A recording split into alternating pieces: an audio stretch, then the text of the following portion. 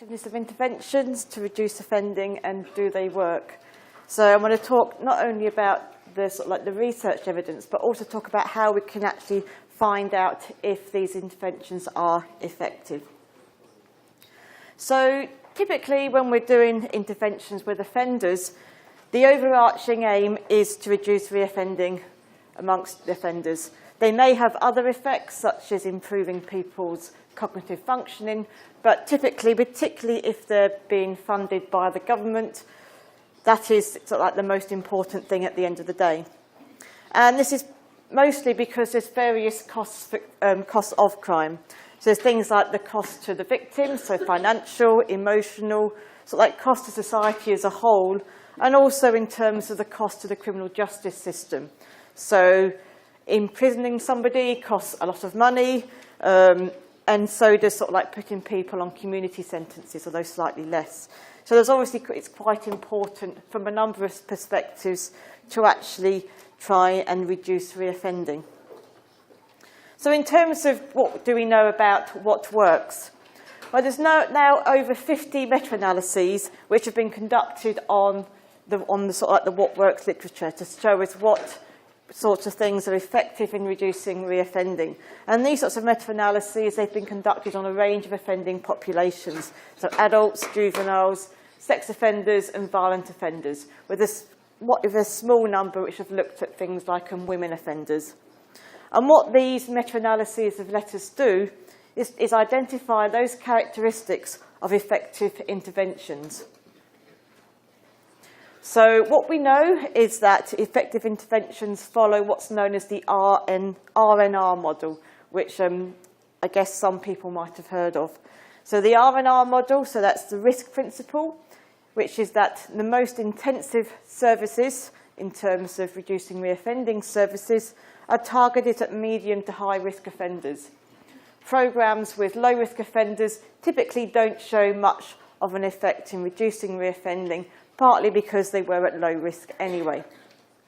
Then there's the needs principle, which specifies that interventions should address the criminogenic needs of offenders.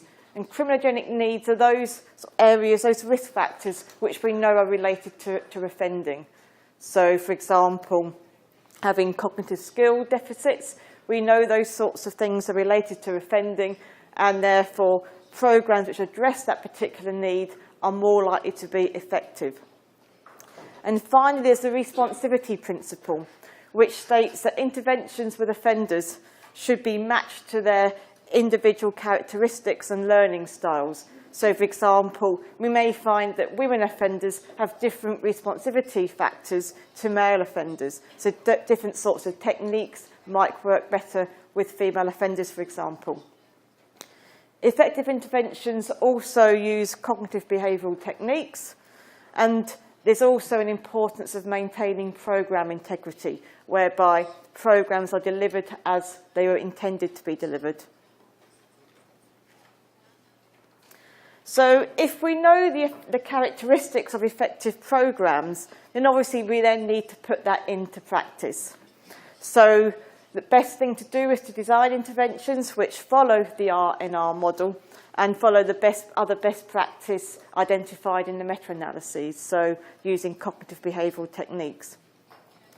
And based on this, a number of jurisdictions have actually established accreditation criteria based on the What Works research, which programmes are required to meet. So if they're going to be rolled out across prison or probation or other services, then we want to have programmes which work.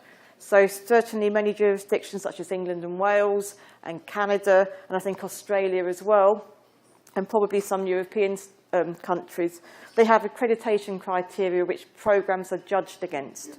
And then money is put in, resources are put into those programmes which meet those criteria.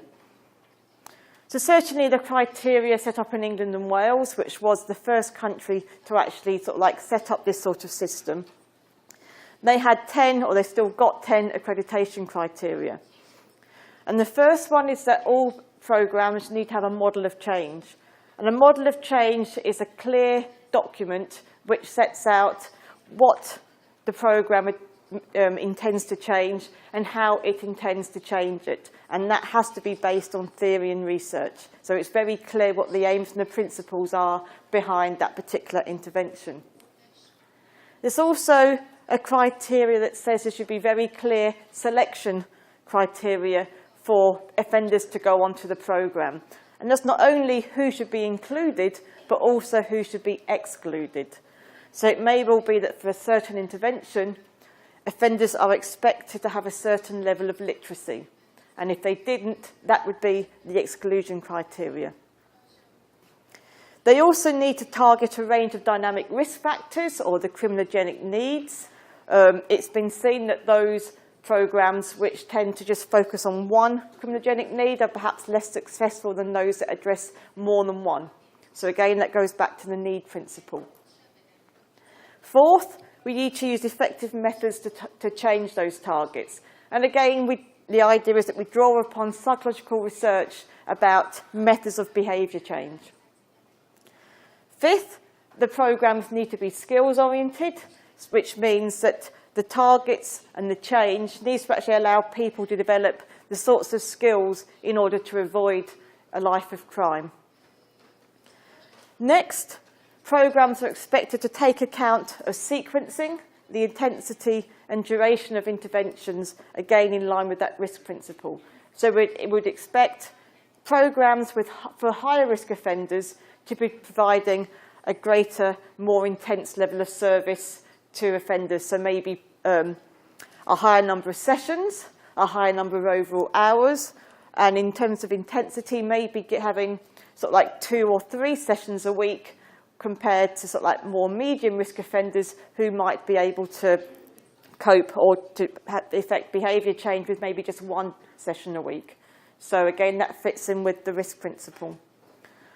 7, obviously, if you're going to have successful programmes, we want the offenders to be engaged in the programme and to be motivated to complete it.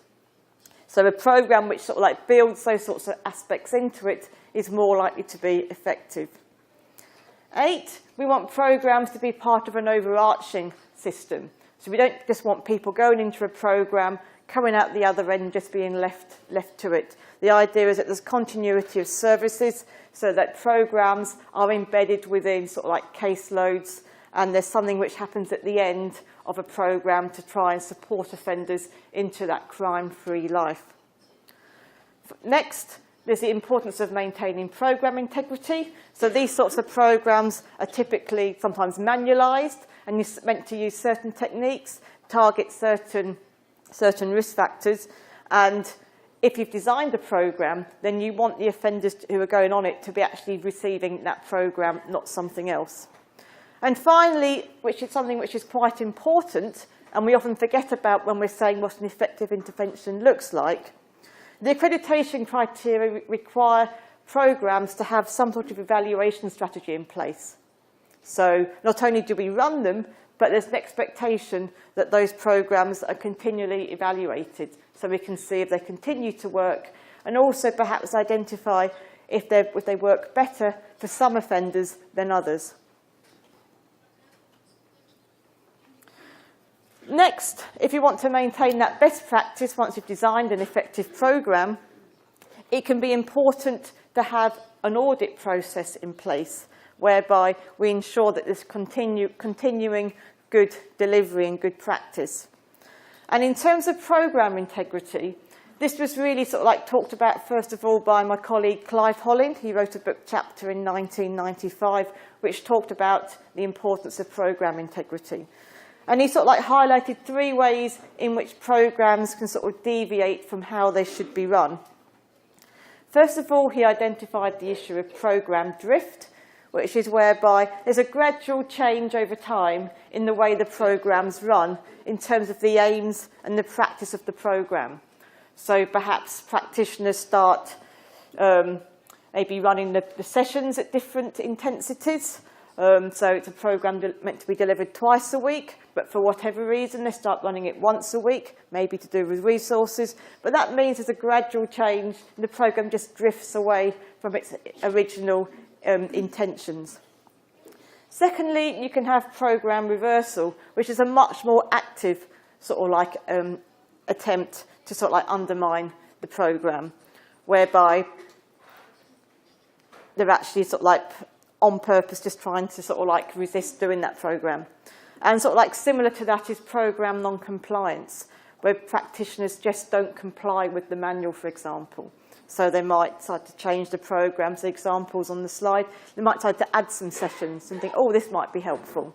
And it might be helpful, but it's not part of the program, and it just means that what was designed isn't what is being delivered. And although we think that program integrity is important in terms of delivering the program, it does have a side effect of making it very difficult to evaluate the effectiveness of a program.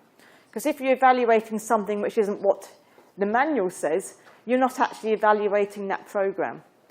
So not only are the results not valid of an evaluation, but it makes it very difficult to compare like with like.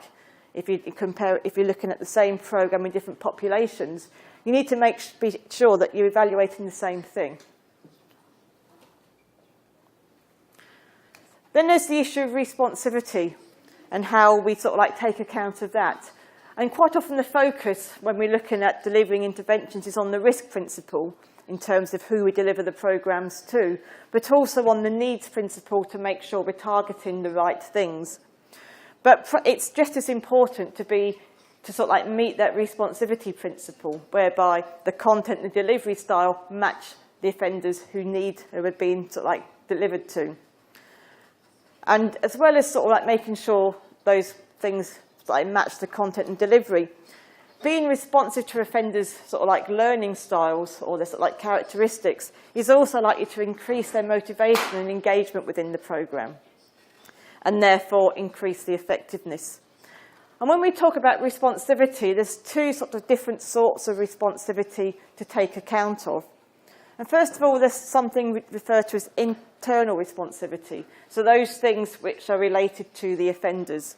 So gender, for example, we might find that we need to do different things in different ways with males or females, maybe juvenile offenders and adults.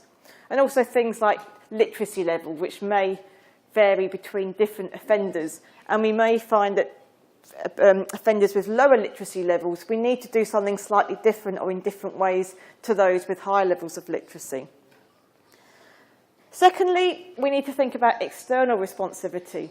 And this is to do with things which are external to the offender. So that might be making sure that the staff who deliver the program are able to deliver it in the style in which it's intended, so using certain sorts of techniques. Then there's delivery setting. So there's research showing that programs delivered in the community are more effective than those delivered in prisons. And so again, you might want to like design your program and its delivery style in a slightly different way. So that's like a quick run through what we know is effective. But obviously, when we go out into practice, we might say, well, we might want to evaluate some programs. It's important that we continue to evaluate programs rather than just take what the literature says. So we could say, well, why do we want to evaluate? Then there's what to evaluate. And then thirdly, how do we do it? And the third question might seem straightforward, but hopefully I'll sort of like start to show that it's not quite as straightforward as it looks. So we need to evaluate because it's important that we follow evidence-based practice. And obviously things can change over time, so it's important to continually do that. As practitioners, if anybody goes on to become a practitioner, then it's then you sort of like accumulation of professional knowledge. It's only by an accumulation of evidence that we can become really sure that what we're doing is effective. And perhaps most importantly for the people who fund these programs, so for example in the UK, it's government who fund interventions run in the prison and in the community sentences. And so if you're spending public money on these things, then obviously it's important to be able to justify whether these things are effective. Then there's a number of things we can evaluate, and we typically focus on offenders' outcomes in terms of reoffending, because that is typically the bottom line. Do they stop people reoffending? But there are other things that can be evaluated. And the first one is we can actually look at the process of delivering the program. So things like audit and if program integrity is met. We can also look at offender change on the treatment targets. So if we know the program's trying to reduce somebody's impulsivity, is that actually the case? Does their impulsivity change by the end of the program compared to the start? As I said, outcome, that's the thing we sort of like see a lot of in the literature and is typically focused upon.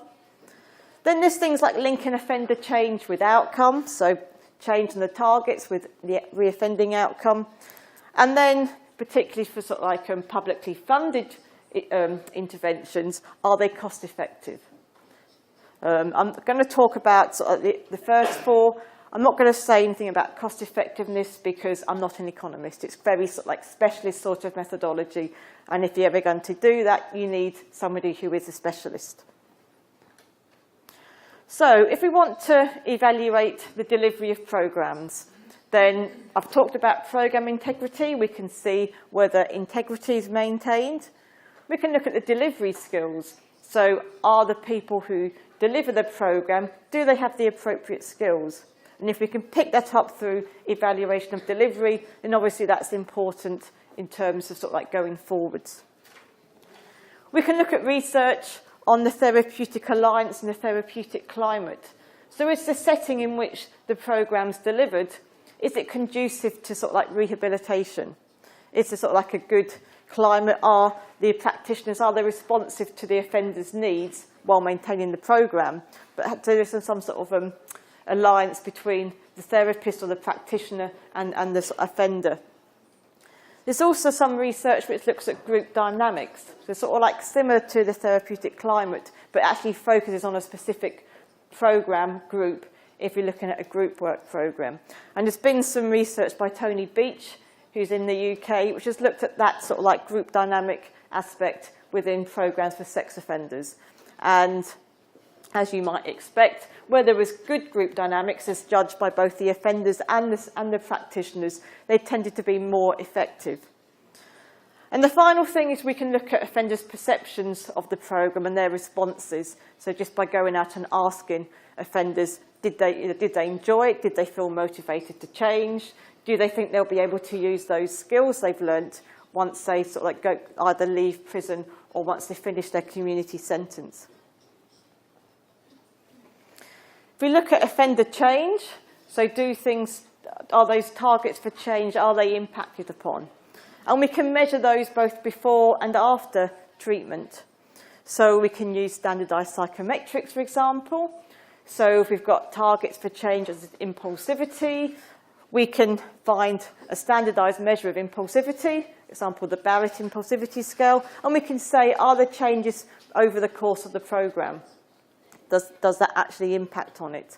Or we can also use things like behavioural checklists. So, for example, we might say, delivering the prison program, are we actually seeing change in sort of like misconduct within prison in treatment groups? And although it's not the same as offending, you could say, well, perhaps people's antisocial behaviour in prison, maybe that's related to being antisocial and offending out in the community.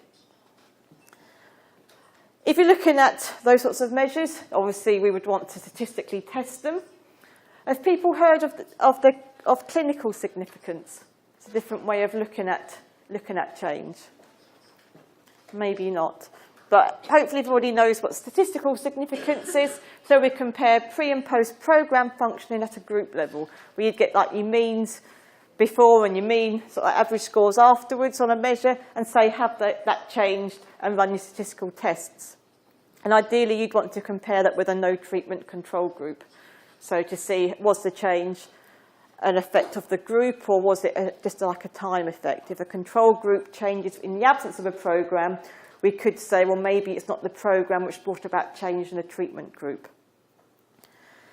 Obviously, statistics look at change at a group level. We look at group means. But it doesn't allow us to say whether a change for an individual offender is actually clinically important. So have they perhaps moved far enough on a measure, in terms of, for example, impulsivity, to actually be able to say that's a significant change for that individual? Which is where we see a technique called clinical significance. And again, this is pretty much started off coming from the clinical literature in terms of like psychotherapy. We haven't seen it much in sort of like forensic psychology, but we are beginning to see these sorts of things looked at. So the basic sort of like premise of clinical significance is, has an individual moved from what we call a dysfunctional level of that particular thing, for example, impulsivity, to a functional level. The functional level being what you would see in a non-offending population. And you might say, well, an individual's score has changed and they've actually moved from a dysfunctional to a functional level. You then want to see whether that change was reliable. And then if you had positive change, you could categorise people as to whether they were deemed to have recovered into the functional range, whether they've improved but not yet recovered, or whether they've sort of like changed or not changed. The reason why you don't see this very often is not only is it typically used in the clinical psychology literature. Obviously, if you're working at an individual level, it can be incredibly time-consuming. If for each offender in your database, you have to say, well, that offender's score changed from here to here. Is that a big change? Is it reliable? And so it can actually take a long time to code that sort of data. I had a PhD student who recently did this sort of analysis, and he had, I think, 400 offenders, and it took him quite a long time to sit with an Excel spreadsheet just working out what the change was and whether it was reliable. And there's various sort of like equations which allow you to do this thing. What is often forgotten about, if we do see evaluations looking at offender change, whether it's statistical or clinical, we also see a lot of intervention research looking at the outcome. But you see a lot less of whether change in treatment targets is that actually supported by a reduction in reoffending amongst the same people.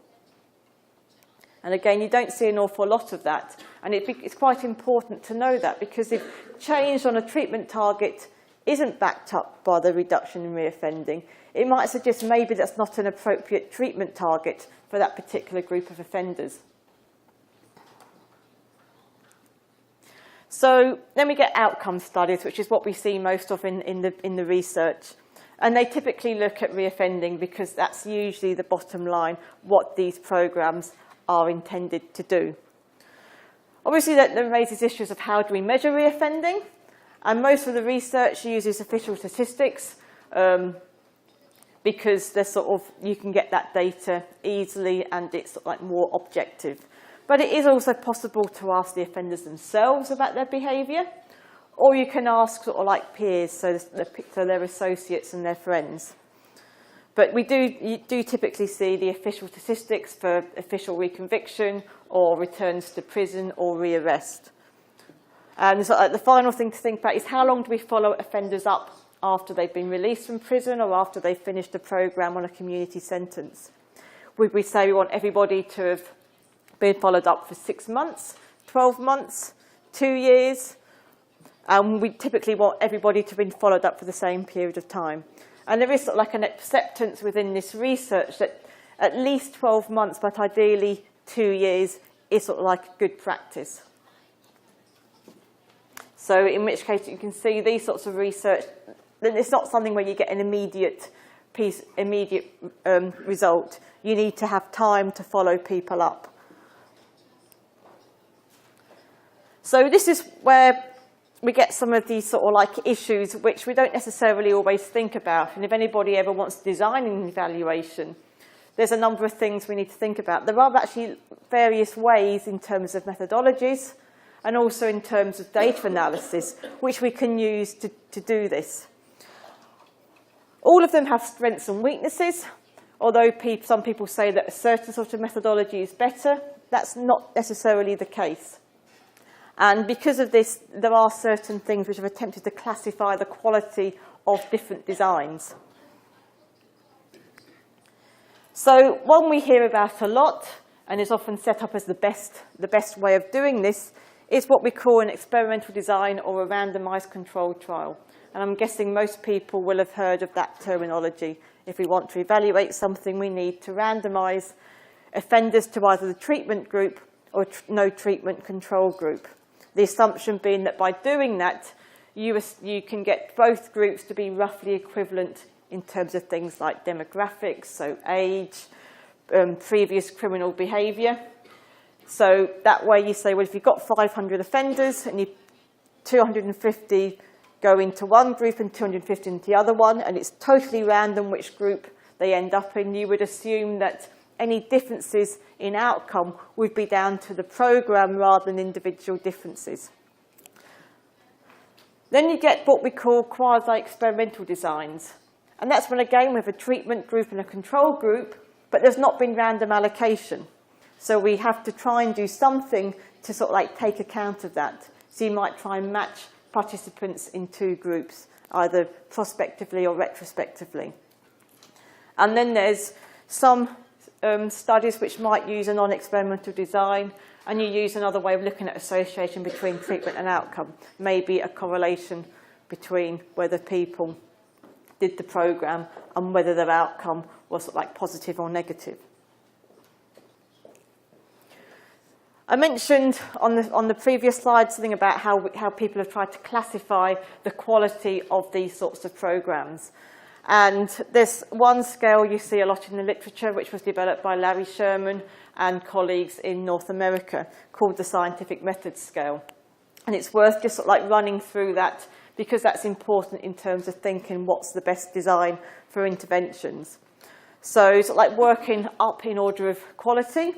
So at the bottom of the pile is seen to be designs which just look at a correlation between an intervention and a measure of offending. So simply intervention, yes, no, reoffending, yes, no. So some sort of correlation or chi-squared. Secondly, you can use a design where you have some sort of sequence between the intervention and measure of offending. So it's clear that the correlation, for example, is for offending after the programme. And you know that's the case for all offenders, and there's a standardised follow-up. Or at that level, so at the level 2, so slightly better than the correlation, you could also say it's where you use a comparison group, but you're really not sure that they're equal. So you might have a group of violent offenders and a group of non-violent offenders. That's obviously not a comparable group, but you do see designs which would use that. Then you get where you get the comparison between treatment and comparison. So level 3, where you think there's a better chance of things being equal between those two groups. The two methods on this slide are sort of like levels 4 and 5, as seen as the best sorts of design. This is the ones that you typically see in the literature. And if you see these in research, these are the ones where you can be more confident that the results are valid. So we get group comparison, and we control for variables we think might differ. Or you have comparison groups where you know there's a difference, but you can be confident there's quite minor differences. It's a high-quality quasi-experimental design. And then what is seen under this classification as the best, the gold standard, is that random assignment, the RCTs. So taking the RCTs first, we're often seen in sort of like writing about intervention research that this is the best sort of design to use, because if it's random allocation of large numbers, we can be sure that our two groups are equivalent and that the only thing that could have caused change would be that treatment. However, if we're actually going to do some research to see whether interventions are effective, it can be very difficult to achieve randomisation in practice. Sometimes we see interventions are actually part of an offender's sentence. In England and Wales, the programmes which are run within the probation service, so people serving sentences in the community, certain sorts of sentences have completing an intervention as part of that sentence. So if they don't do it, then obviously they're sort of sent back to court to be resentenced. But if an intervention is an integral part of an offender's sentence, it can be difficult to actually randomise people to one of the different conditions. You either need judges to sort of like give almost random sentences. So one person, they say, well, they can have a programme, and next person doesn't have a programme. So that's actually sort of like the judge has to sort of like randomly allocate, and that's unlikely to sort of like get permission to do that. Or you want people to be sentenced to a program or not, but then allow the delivery organisation to sort of then override the sentence so that some people really do get the treatment and other people don't, and that's itself is done randomly. Of course, you might say, well, we can do one of those two things, which is fine. You have sort of like permission from the authorities, from the government to do that. However, there's then other things related to randomisation which we need to consider. You could say, is there an ethical issue of withholding interventions? You know, if we know there's something which is effective, is it fair to then deny some offenders this particular intervention? There could be sort of like complex ethical issues about that, particularly if you want to follow people up for reconviction and you want reoffending at 2 years. That essentially means that you're denying an offender an effective intervention and you need that to continue for 2 years. So it's not even like you can sort of like have people on a waiting list and then sort of like give people the intervention, you know, 6 months later. Not if you want to follow up reconviction. It may well be that not doing the treatment impacts on the offender negatively. Maybe they're in prison and they might need to go before a parole board who will recommend whether they're released or not. So not completing a treatment program may actually make the parole board less likely to release them. So again, that's a negative impact on the individual offender, which is often not thought about when we talk about randomisation. And if anybody who's interested in sort of like unpicking those arguments, there's a paper by Clive Holling in 2008 which sort of like discusses these sorts of issues and tries to sort of show how randomisation isn't necessarily the most important thing or the best way to evaluate interventions. So what we do, if we can't have RCTs for various reasons, then we can drop down that level in terms of what people say quality to what we call the quasi-experimental studies. So where we don't have randomisation, but we do have a treatment and a control group. Okay, you don't have randomisation, so you can't be sure that they're roughly equivalent. But if you're careful in what sort of offenders you put in your comparison group, then you can still have a high-quality study. And also, when you have randomisation, there's an assumption that all you can look at is a treatment group and a control group.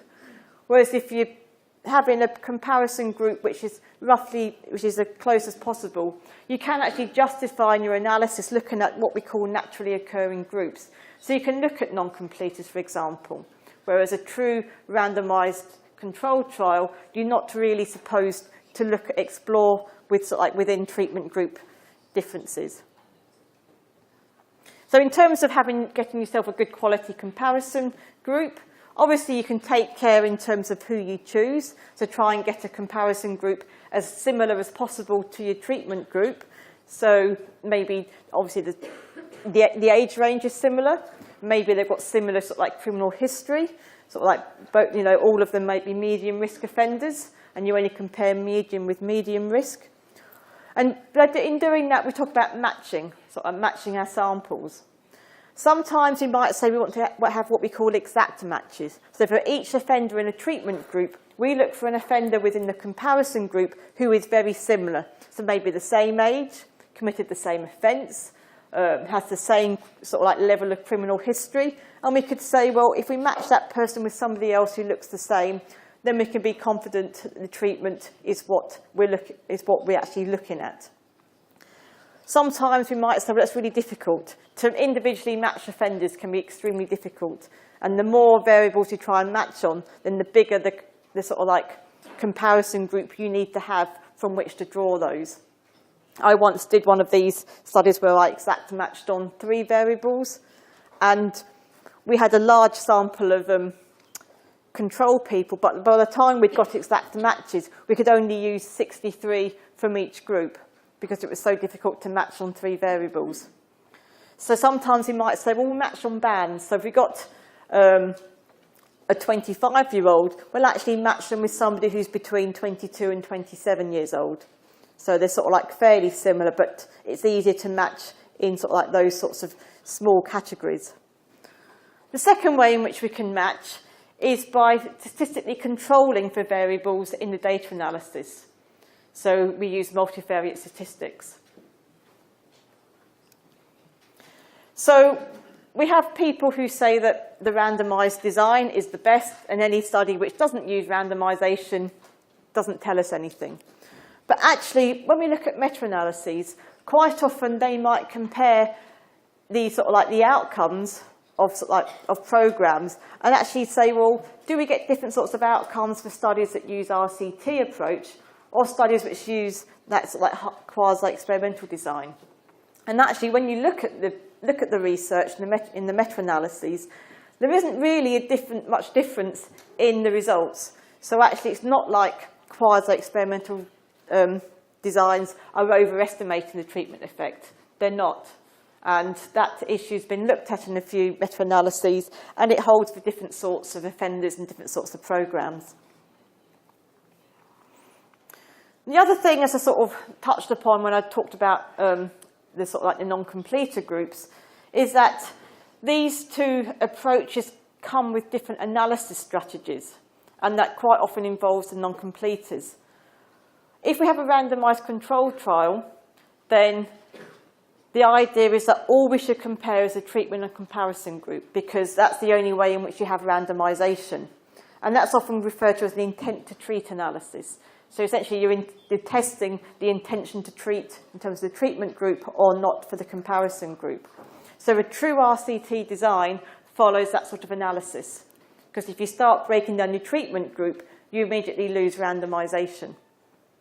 With the quasi-experimental design, because you haven't got exact match, because you haven't got sort of the randomized allocation, you can actually justify doing an analysis where you look at naturally occurring groups. So, for example, within the treatment group, some people might complete, some people might drop out. And that's often referred to as a treatment received analysis, because you're looking at the level of treatment received rather than just the intention to treat.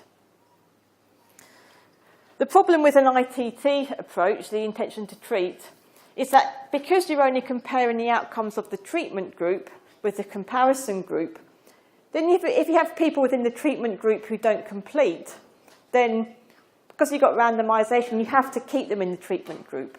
But obviously that can then distort the results of that treatment group. If people are not completing and perhaps doing worse, then that can actually impact on your results. It might look like completing, doing the intervention just isn't effective, when maybe it is. And unfortunately, when you read about these sorts of studies in research, they quite often don't tell you what the non-completion rate is. So you can't actually make any judgment as to whether there's anything different actually happening. So if we look at what we call the treatment received analysis, it can tell us much more, because it lets us look at naturally occurring groups. So you can look at things like non-completion. And the way you would deal with having no randomization is, as I mentioned before, you can control for variables which might differ. And you find some people that argue that actually they answer different sorts of questions, those sorts of analyses. The intent to treat, because you're comparing the treatment group, who essentially is everybody who was put into treatment, with a comparison group of people who weren't, you can actually say, well, you're looking at the effectiveness of policy of offering the intervention. So you've got a policy, does it work? Which doesn't really matter whether there's non-completers or not, because if comparing a treatment group and a comparison group shows no effect, then it suggests that regardless of who's completing or not, it's not cost effective to actually be running that intervention. Whereas treatment received, if you look at completers, then programs are typically designed to be completed. So if a program works with completers but not non-completers, you could perhaps argue that we need to increase the completion rate. So, and because you get that difference between treatment and completion, and you could argue that they're different groups of people, then it means that when you're talking as a researcher, when you're publishing research, we started to see a difference in terms of how the word treatment effect and completion effect are used. And certainly in my evaluation research, we always talk about completion when we're looking at completers rather than talking about treatment. Because not only do studies report positive effect of treatment completion, there's a growing body of research which suggests that non-completion has a negative effect on outcomes. So non-completers tend to have higher rates of reconviction than people who complete, but also higher than comparison groups, which tells us something quite important. So I wanted to illustrate some of those issues by sort of like talking through some of the research I've done with colleagues at Leicester and at Liverpool. So Clive Holling, James McGuire, Ruth Hatcher. So I can't take credit for all of this myself. So we were commissioned by the Ministry of Justice within England and Wales when back in, I think, 2000, 2001, they set up this huge policy of rolling out these programmes, cognitive behavioural programmes, within the English and Welsh Probation Service. It was really big undertaking. And because they were doing this, they said, well, we need to evaluate them. So our group at Leicester and Liverpool were offered the contract to do it. So we were looking at group work programmes run within the community, so run on cognitive behavioural principles, and their targets for change were those things that we know are related to reconviction. So we had programmes which we knew followed sort of like best practice in terms of research. And because it was government funded, what they were really interested in was whether they stopped people from reoffending. So we compared reconviction rates. Because we didn't have random allocation, we went down the route of statistically controlling for sort of like key variables. So age, risk of reconviction, offence type, and sort of like criminal history. So although we didn't have randomisation, we did follow an intent to treat analysis as well as treatment received, just so we could actually look at what happened. And at this point, we just thought, oh, we'd do that. And as we went through the research and started to see our results, that was when we became really interested in sort of like different methodologies and analysis of evaluation methodology. So for the first study, which for anybody that's read some of my research, they might well have read this. It was published in 2007. So we had very large groups of offenders, but there wasn't any randomisation. And then we looked at reconviction rates between those two groups. And as you can see, that treatment was 70, and the comparison group was 60, which isn't really what you want to see. Although the statistics showed that wasn't significantly different. But what we hadn't expected to see, and nor had the government, was we had a very low completion rate. Only a third of offenders in the treatment group who started the programme actually finished. And that was quite a shock to everybody, because when these programmes are run in prison, the completion rate was about 90%. Probably because in prison, people can't just disappear. They can't get lost in terms of having sort of like other life events which start to take precedence for the offender. So it's to say a big shock when we saw it was only sort of like 33%. So we then said, well, what about people who complete the programme? Are they different from people who don't complete that programme? And so we sort of like broke down that group. So still like good numbers in both the completers and non-completers group. And then we saw a slightly different pattern of the reoffending rates. So you can see the completers are low and the non-completers are high, which when you put them together was what was giving us that 70% on the previous slide. So you can immediately see that the completers were lower than the non-completers, a very high rate of reconviction amongst those people who didn't complete the programme.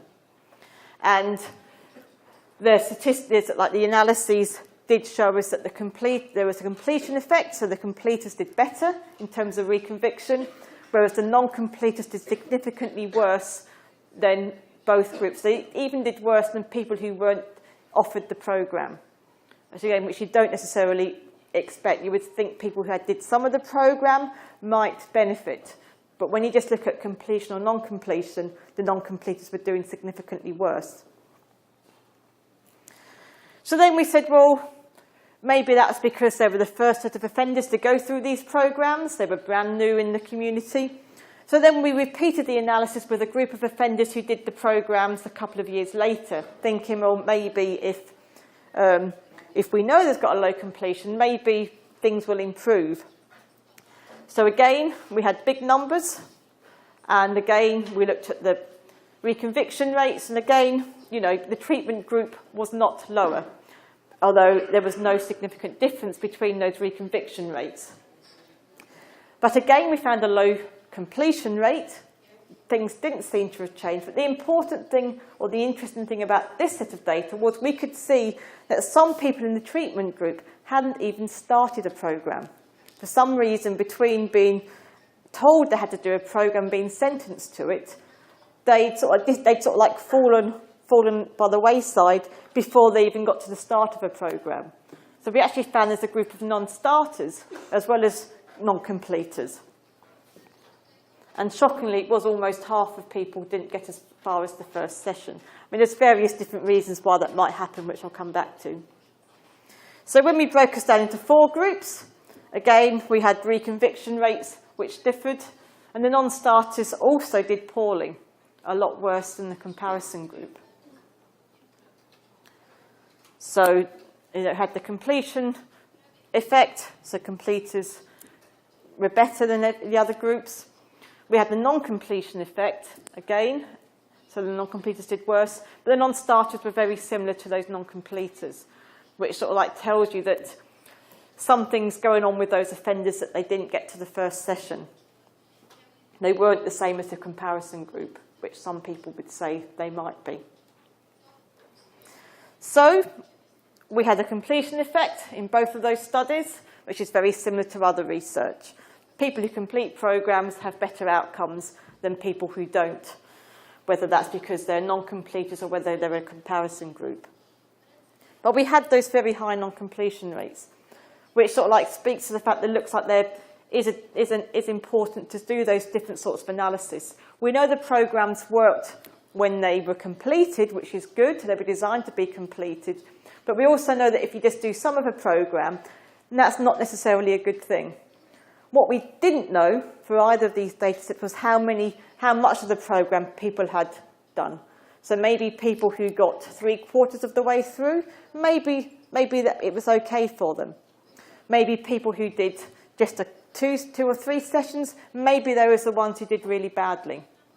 And there's only a handful of research papers which actually look at this issue. And I'm hoping to be able to sort of like look at that with some Ministry of Justice data if I get the funding to do that. And we've also published a paper with Ruth Hatcher as the first author, where we had the same set of data, and she sort of like started to unpick some of these methodological and analysis differences. So it's worth having a look at if you want to sort of like have a look at how those sorts of things can impact in practice. So as forensic psychologists, we should ideally be interested in getting our research out to the general public, out to real life, to sort of show how important we are. So we then say, well, obviously we might want to increase those completion rates, because that will sort of like be better for everyone. So then we want to say, well, what's the difference between these people? Are there differences? And if there are, can we work with those differences to improve completion? So it may be there's differences in the offenders. Maybe they're different before they start. Maybe something happens within the program which makes some people drop out sooner. Or maybe it's something to do with how they react to the program. And some of these questions have been looked at, and we do now know that non-completers tend to look different. The different sorts of offenders tend to be younger, be higher risk, have more criminal history, tend to have a negative attitude to doing these programs, which obviously then impacts on their engagement. Tend to have poorer education, poorer literacy, so that might impact on their engagement. And because of this, they sort of like go through those programs quite slowly. And the reference there, Olver et al., that is a meta-analysis which shows that these things are the case. So again, it sort of like builds on a number of research studies.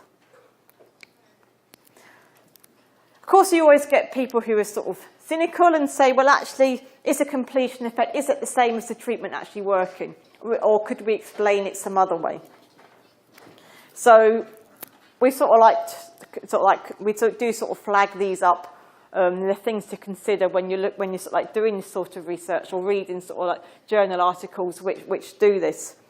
Some people argue that maybe the completers would have done well anyway. Maybe the people who are more likely to complete the program because they're keen to do the program, they engage with it. Maybe they just would have done well. They are the people who would have not reoffended anyway. So we've always called that the would do well anyway argument. Although we do counter that in terms of the fact that over time in the Home Office in England and Wales, the completion rates have gone up, luckily, but we still see that completion and non-completion effect. So if you said it was the offenders who just did well anyway, how come the completion rates have gone up? Does that mean offenders have changed? There's more offenders who would do well anyway? We suspect that's probably not the case. You can also argue that people who complete the programme are more motivated to do that, and therefore maybe they might be more motivated not to reoffend. There's the argument that perhaps there's differences between completers and non-completers, and we know there are, and maybe those differences extend to motivation, and they're likely to do so. And then there's also the argument that non-completion in itself can be damaging to an offender. And there's not an awful lot of research which looks at that because it would need to be qualitative to speak to offenders.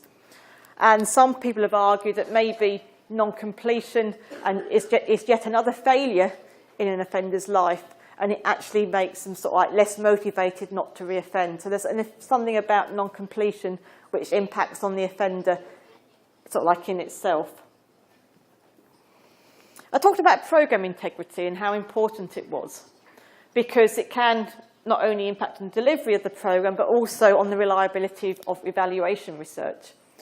And to sort of like try and illustrate that second point, we were able to use our data to actually examine this. Now, I talked about selection criteria under the accreditation. Well, in England and Wales, one of the criteria tends to be people's risk level, so their risk of reconviction. And programmes are typically designed for medium to high risk offenders, so not for low risk offenders or very, very high risk offenders. So if it's ignored, does it impact on our results? Is it important? So luckily, we were able to have people's risk of reconviction scores in our data sets. So we thought, well, why don't we look at this? Why don't we see whether, sort of like, not using the selection criteria, does it actually make a difference? And again, what we hadn't expected to see when we first looked at the data was over half of offenders who were doing these programmes were outside those recommended risk levels. So over half of the offenders shouldn't really have been on the programmes. And most of those were very high-risk offenders. So the ones who are less likely to complete, ironically. And what we found is when we looked at the three different categories, offenders who were low risk, so shouldn't have been on the programme, there was no treatment effect. And that's probably because low-risk offenders are unlikely to reoffend anyway, so it's very difficult to bring down a low base rate. For the offenders who should have been on the programme, there was a good completion effect. You know, that's like a big effect size, so what you would expect. When we had the very high-risk people, so people who shouldn't have been on there because they needed more intense services, we found there was a good treatment completion effect. So people who are very high risk, they had a good completion effect. The programme was working if they completed it. However, they had a very, very high rate of non-completion, about 70 or 80%, which then means, great, you get a good treatment effect, but if you've got such high non-completion, then of course you've got to say, well, is it worth trying to get these people through the programme if they're only going to drop out? You could say it's a waste of valuable resources and you're better off doing something else with them. And again, we had two studies using that two sets of data, found the same things. I also talked about responsivity and how it seems to be one of the sort of like neglected R&R principles in terms of how does it really impact in practice. And in our data, we had women offenders, and some of them had gone on these programs. And however, the programs which were being evaluated, they were designed for male offenders. They weren't set out to be useful with women, but they were used with women within the community, and typically they weren't really adapted. They weren't changed to try and take account of what women might actually need from an intervention. And certainly in some places, they were run with mixed groups, where there were males and females within the same group. And again, it's not clear to us, how good that is. And the reason why it might be problematic is that if you look at research into women offenders, they quite often have slightly different criminogenic needs. Women offenders are more likely to have criminogenic needs in terms of mental health problems, different types and patterns of substance use from men, and they quite often have issues to do with victimization and abuse in personal relationships. And you see talk of maybe their gender-specific needs, which are different from those criminogenic needs presented by male offenders. And also these programs tend to be based on the notion that criminal thinking and offence-supportive attitudes are a criminogenic need for offenders, and that's certainly the case for many male offenders. But there's less evidence that that's a problem amongst female offenders. So it may well be that these programs just aren't relevant to female offenders. They don't have the needs, the criminogenic needs which they're targeting. So we pulled out the women from our data set, and far fewer, but we also were able to identify who'd gone on one of these programs and who hadn't. So again, no randomisation. And again, we looked at the reconviction. And again, when you compare the treatment and comparison, we found that the treatment group had a much higher level of reconviction. It was significantly different. However, again, the completion rate, by this point, the completion rates weren't so much of a surprise to us. This was published earlier this year, so we were expecting a low completion. But it was only 16%, so tiny, even less than the male ones. So again, we said, well, maybe if you complete the programme as a woman, that's fine, you get your reconvictions reduced. So again, we split into the completers and non-completers, and as you can see, we look at the completion rate, and it looks okay compared to the non-completers, but it's still higher than that comparison group. So again, it didn't look great, and there were significant differences. So again, the non-completers were significantly worse. So it follows the male sample, so worse than the comparison group. But the completers and non-completers didn't differ. They weren't significantly different once we controlled for all our demographics and criminal history variables. And there's also no difference between the completers and comparison. So there was no completion effect at all, but we still had the non-completion effect. So we hadn't necessarily expected that. We thought there might be a completion effect, although in the back of our minds was this nagging doubt that maybe with the gender-specific needs, the programs wouldn't work.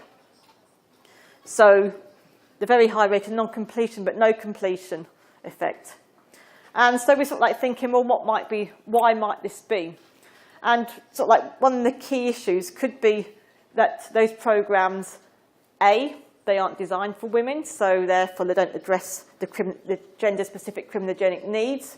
But maybe they also aren't responsive to the delivery styles of women. Maybe they don't they're not using the right sort of scenarios in the role play. So we suspect that using those programs with women was violating both the needs principle and the responsivity principle. So, coming towards the end now, as I said at the start, we think evaluating interventions can be simple. We think you have a treatment group who do an intervention and a comparison group who don't, and then just compare reconviction. So over a journey of about 10 years, we discovered that this wasn't the case, and that your treatment group can just actually be split into at least 3 groups: the non-starters, non-completers, and the completers. Which then, again, something we didn't anticipate 15 years ago, was suddenly we had new questions to answer as researchers. It wasn't straightforward. Why do we have non-completers? Why do some people start and drop out? Something we really didn't think we'd have to ask was why were there non-starters? Why were people not getting to the first session? And because we now know these groups of offenders exist, we need to think about them when we're designing our research. And in terms of non-starters, there was a little bit of sort of like information from the data we had conducted by one probation area, which started to sort of like cast some light on this. And some of them were related to the offenders, but there were also some things related to the organisation. It wasn't all to do with the offender. For example, they found that for some offenders, there just wasn't a group which was available at the right time. Maybe they had to wait 6 months before there was a group available to start, and by that point, they'd actually come to the end of their sentence.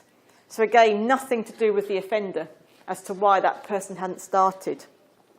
There were other offenders whose order was breached, so before they got to the first session, they hadn't done something which was part of their sentence, and so they were sent back to court and resentenced, and the programme wasn't part of their new sentence. And then there were other things to do with the offender, but also related with the organisation. So maybe the offender was ill and they couldn't actually turn up to the first session, and therefore they couldn't continue. There are other ones which are more positive. So there are sometimes offenders who got a job and therefore they couldn't attend the sessions, which is actually a good outcome for the offender. And this just isn't captured when you get just non-starters and non-completers. Also, when we looked at non-completers, we know that offenders look different if they're non-completers, but we also picked up that there are differences across probation areas. So some areas had low completion and some had high completion. But it's obviously not just offenders. We're not thinking that offenders differ in different areas of the country. That's unlikely to be the case. And we did find big variation in the completion rates across areas, and that was in both of our studies. And also that the rates of non-starting also differed. So again, there's obviously something about organisational practice which was also contributing to the non-completion and non-starting. And it doesn't just happen in the UK. There was a study in North America which looked at non-completion but also talked about the range of non-completion. And again, they found a big variation between different parole districts in North America. So, this final slide now.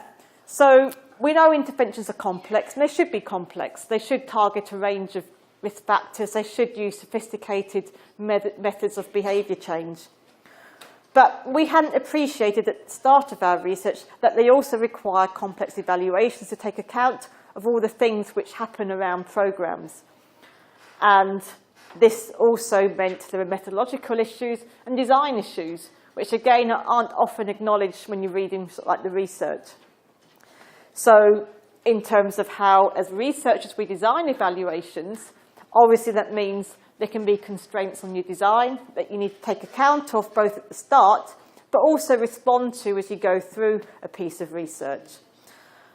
And of course, the other thing we found out, having started thinking it was a two-group comparison, the results of our research threw up almost as many questions as they answered.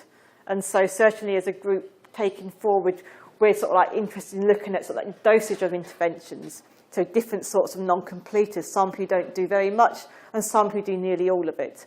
And again, that's something which hasn't been looked at in the research very much. I think there's about 10 or 11 journal articles, studies which actually looked at that. So that's one of the questions which we're taking forward as a research group. So that's the end. Thank you very much for listening.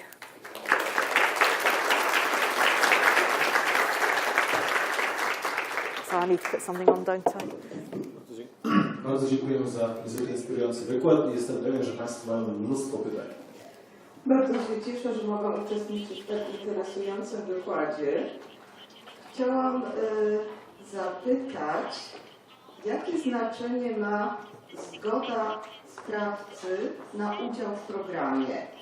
Czy sąd, który skazuje sprawcę na community sentence i nakłada odpowiednie obowiązki, bierze pod uwagę to, czy sprawca wyraża zgodę na udział w określonym programie terapeutycznym.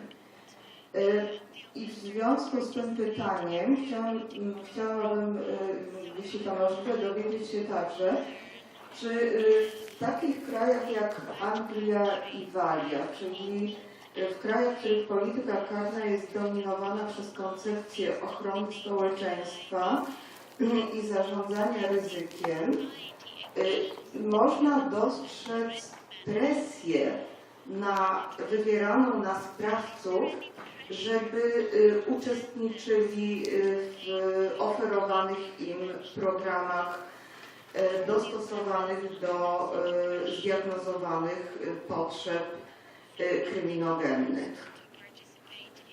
In England and Wales, if they're sentenced to a programme, then typically it might be a case of you will go on this programme, you know, so it's not necessarily any consent. However, at the pre-sentence stage, the decision to sentence to a programme or not is partly informed by a probation officer and their report. So in their report, they might talk about their risk factors and therefore whether they might be suitable for a programme or not. So part of that report is likely to sort of like take into account some consideration of whether the offender would be motivated to do that or not. But ultimately, if you're required to do a programme, you're required to do a programme. And certainly not in England and Wales, but there is some research in North America which has looked at whether there's a difference in sort of like effectiveness between being mandated, so they're having to do a programme, and people who voluntarily do it. And it seems to be mixed findings as to which one is sort of like more effective. Some studies say, well, if you voluntarily participate, then they're more effective, and you might think, well, yeah, that's true. But there's other studies which show there isn't a difference. And maybe that might be partly because there's pre-programme work. So it may well be that there's work with offenders before the programme starts to try and increase their motivation. Or maybe it's the case that they get part of the way through the programme and sort of like recognise that it's a positive thing. So it's, in England and Wales, it's sort of like, if it's sentenced by the court, then there may be something beforehand which sort of like recommends whether people would or wouldn't benefit, which could take account of motivation. But where it has been examined in North America, the findings are still mixed. So there's sort of like no clear answer what's best. Does that answer your question? Yeah, great. Czy są jeszcze jakieś pytania? Czy nie uważa Pani, że ten completion rate, jeżeli chodzi o sprawców osadzonych w zakładach karnych, jest w pewien jakby sztuczny sposób tak wysoki, ponieważ oni nie za bardzo mają możliwość zrezygnować z tego programu, albo są motywowani przez, no może nie za bardzo mogą zrezygnować z tego programu, i gdyby to był program nierealizowany w warunkach zakładu karnego, tylko gdziekolwiek indziej, to oni raczej by z niego zrezygnowali albo wypadli w jakiś inny sposób. I czy da się brać na to jakąś korektę? So you're saying that sometimes you get people who drop out, but for some people, for example, in prison, they can't drop out. Yeah.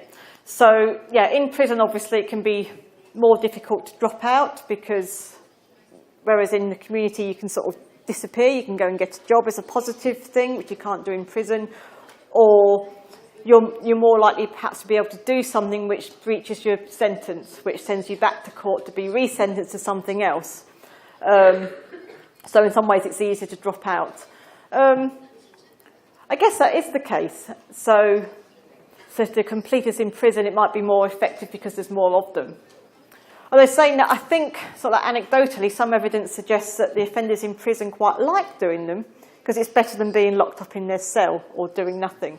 So there is an element there, I think, where it might be more effective in prison because it gives them something to do and they do actually end up more engaged. But I couldn't say that for certain. I don't think it's any research to sort of like back up that point of view.